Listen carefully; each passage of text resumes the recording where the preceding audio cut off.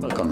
In front of me is a Motorola Moto Z3 Play, and today I'll show you how to enable the power saving mode on the phone.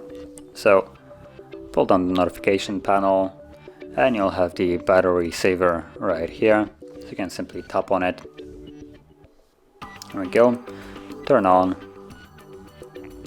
And it looks like it does very little to disable other things in here. So apart from that, if you want to save more battery, because at this time it will most likely just limit your network, so it will deliver notification in bulk, and it doesn't even lower the brightness. So you could, for instance, lower the brightness if you want to. Also disable things that you are not using, like Bluetooth, hotspot, mobile data, Wi-Fi.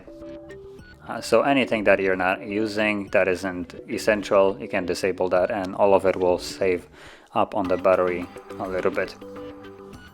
And yeah, so that is basically how you enable it, and once you're done you can just pop it back off and it will go back to normal.